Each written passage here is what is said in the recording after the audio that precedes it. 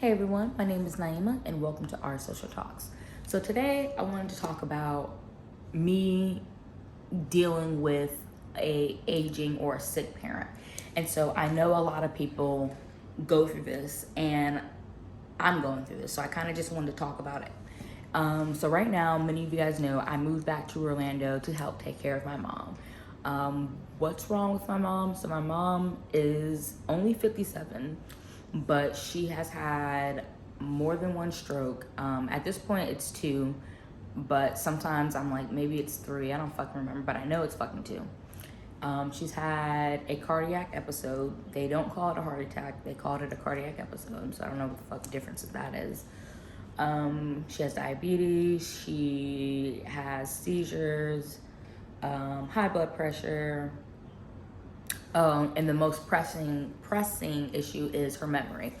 She, from the stress, or not the stress, well, yeah, from the stress and the stroke and stuff like that, her memory is just shot. It's like she has dementia at this point. And that is just so fucking difficult to deal with. Yeah, dealing with the stroke and stuff like that. Yeah, it's hard, but I think it's just the memory part. And luckily, she has the majority of her faculties. So it's like, at least she can feed herself, at least she can walk around and stuff like that. Now, she has difficulty walking around, but at least she can. But it's like, I don't know, it's like seeing a shell of the woman I used to call mom. And a lot of people say, oh, well, at least you have your mom, at least she's still alive. And I'm just like, I think people who don't, I don't know, because I just feel like personally, slowly watching my mother die is worse than just her passing away. Especially when there has been so many times where we thought she was gonna fucking die. So it's just like, at least for me, I remember at least twice where I was just like, all right, shit, I don't fucking know, she's gonna make it. At one point in time, she asked me to be her power. I just turned 18. She asked me to be her power of attorney. She's asked me to be the guardian of my nephew and my brother, and all that before the age of 21. So that's stressful as fuck, and that's scary, because it's like, I've grown up always prepared for the day that she's not gonna be here. And it just sucks because it's kind of just like, every time she gets sick and every time she goes to the hospital, it's like, oh, is this the time? Is this the time? Is this the time? And it's like agony.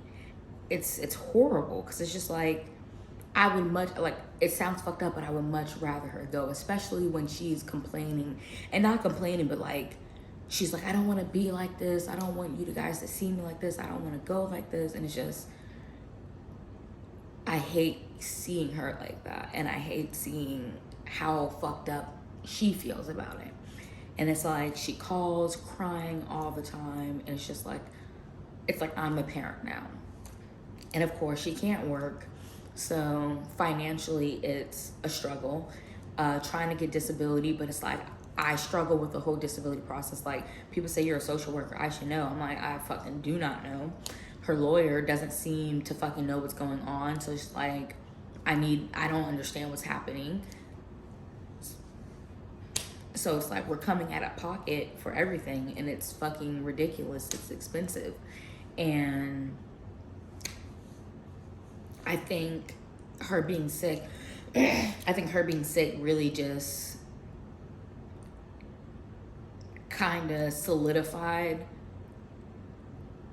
the relationship of like the entire family in and of itself as well. So it's just like, she's sick, and I think a lot of times people rally together when their loved one is sick, but I don't really see that happening in my family. I mean, don't get me wrong, I did move down here to help, but it's like, even with me being down here, it's like, how much help can I really give when I, one, live on the fucking third floor? This is the only place I could find. I live on the third floor. She can't walk up the fucking stairs. She can barely fucking walk. I work all fucking day.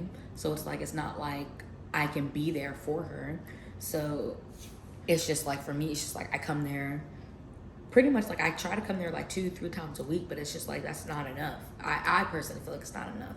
And then it's like when I don't have enough money, I also don't feel comfortable going over there because my mom is like a little kid and she went like, I mean, not like a, it sounds fucked up, but it's like she's not operating like a 57-year-old does. And it just sounds so messed up. I don't like explaining it that way, but that's really what it is.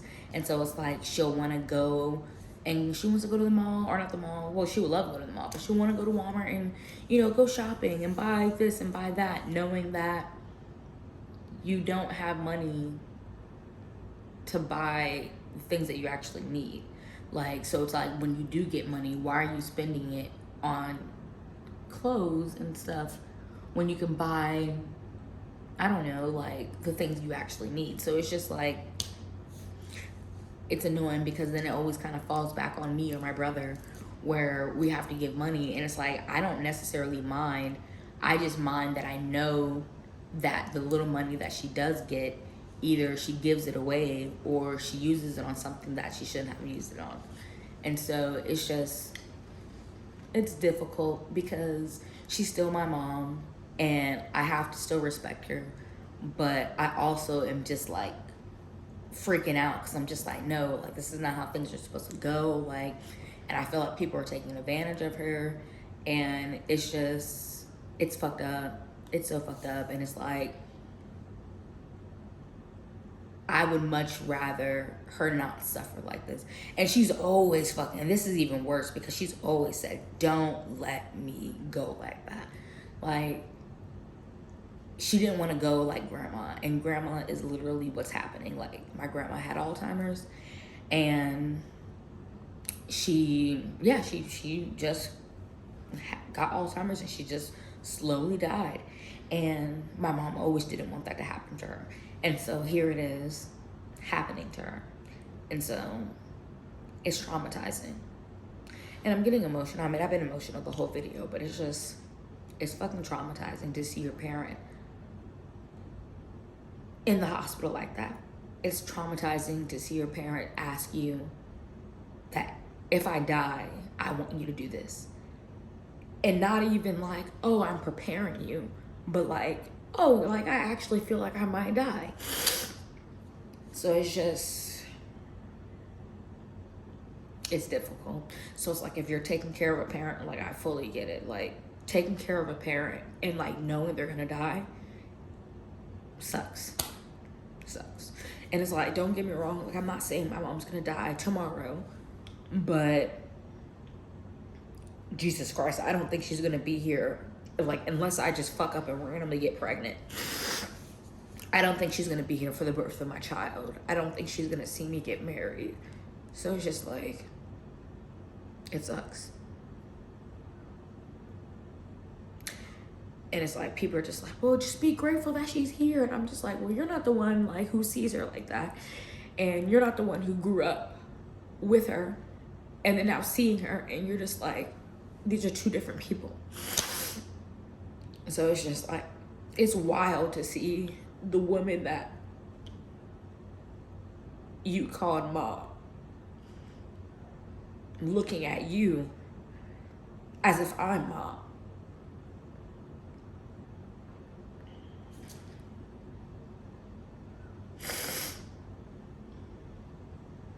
It's so ridiculous. And I don't even know if I want to post this because I feel like I'm crying way too much.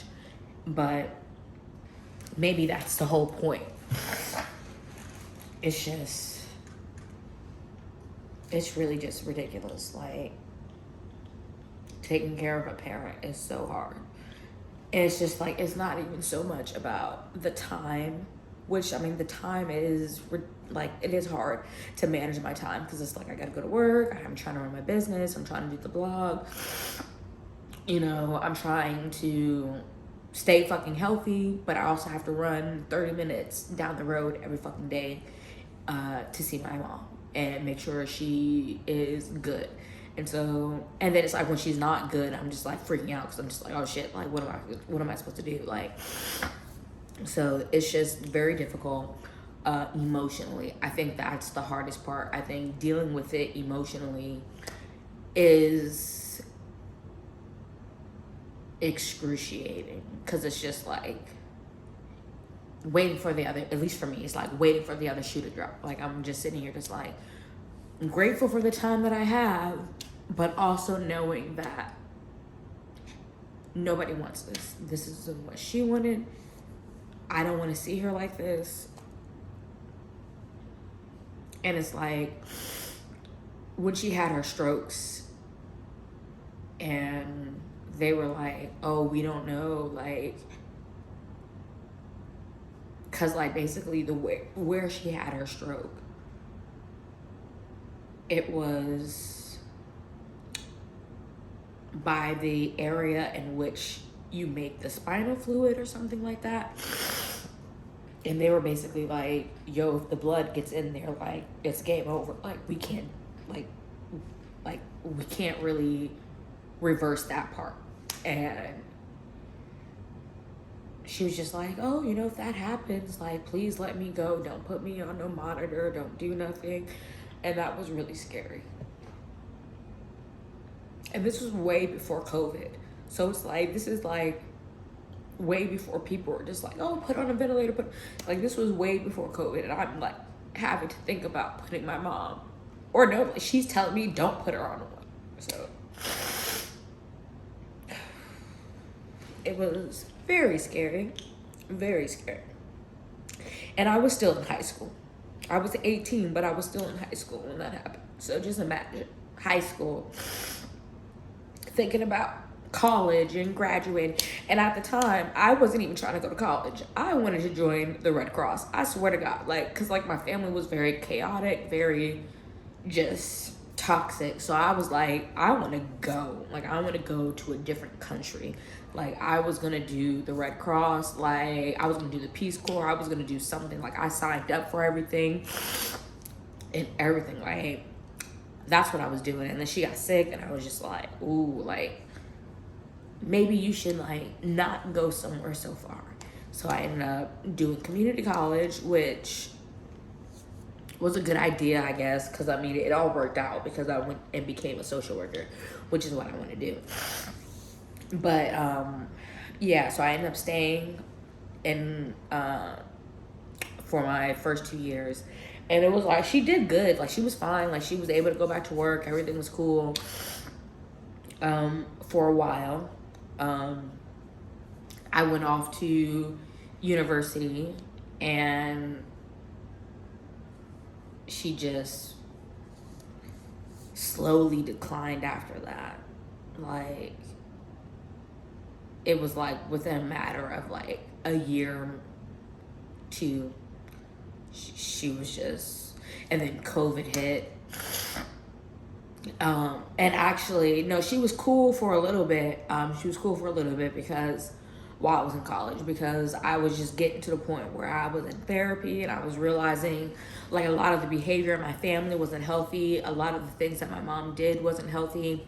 And so I kind of just went like no contact with my family for a while I was in therapy, and I was just kind of like trying to figure shit out. And then like she got sick again, and it was just like, okay, so I kind of came back around and I was talking a little bit more, and then COVID hit, and they think during COVID she had another stroke. And so that's where they think the memory is coming from.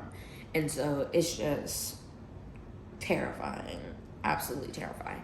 And so it took me a very long time. I've been down here almost a year. In June will be a year.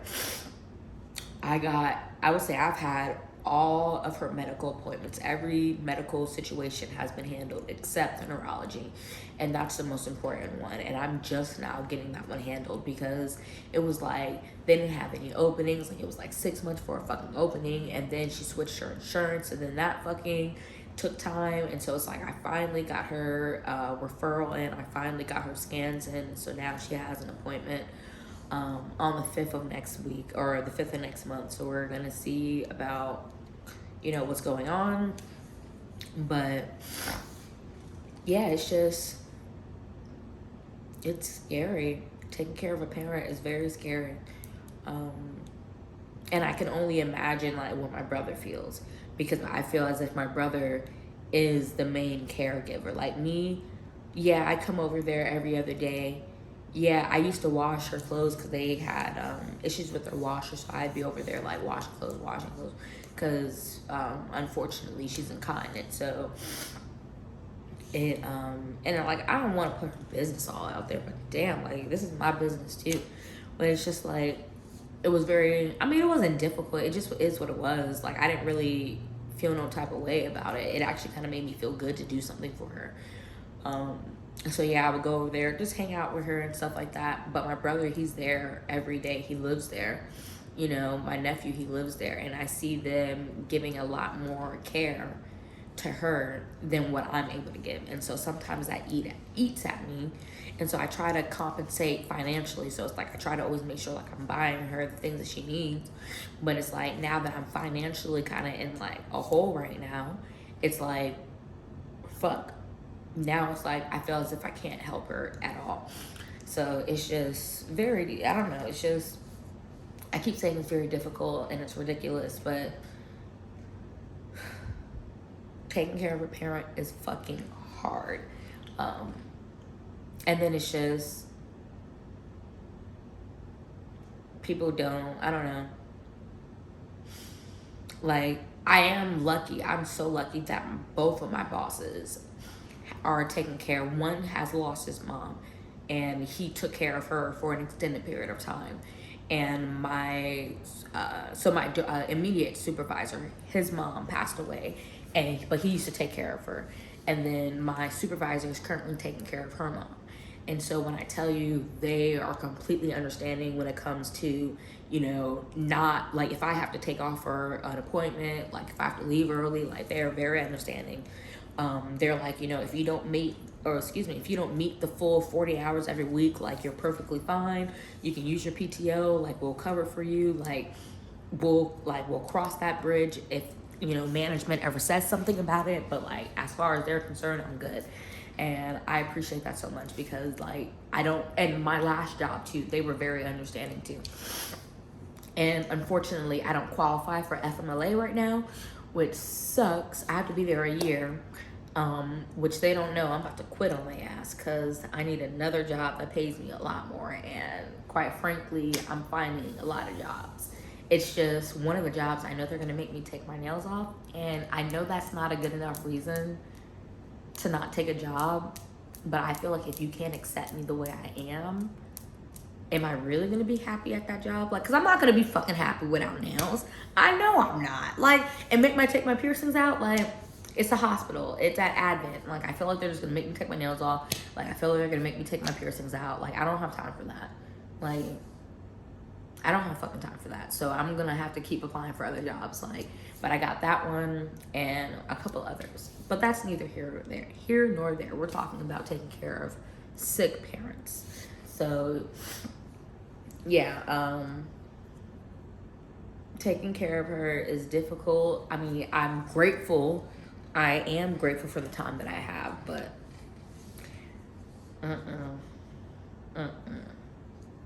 this ain't it. And I'm not wishing anything on her. I'm not. But I am expressing the despair and the heartbreak and the pain of having to watch her slowly break down. It's not fun. Not fun. And I don't know which one is worse because it's like, I know what it feels like to almost lose her. I know what it feels like to watch her pass away. Or not pass away. I know what it feels like to watch her, you know, break down. But I don't know what it's like to actually have her pass. And I think having her pass would give me closure. Not for to say that that's what I want, but I think that process is easier than this process. And this is just my opinion. How I feel. Because again, I never lost my mother, but I'm taking care of her and I know she's gonna go. I think that's worse. I think it's worse knowing what's gonna come. Like, it's kind of like, I'd rather you rip the Band-Aid off than just slowly pull it. Because it's just like, damn, that fucking hurts a lot. You could have just ripped it off. You could have Like, that's how I feel. So if you're experiencing caring for a parent, like, I get it.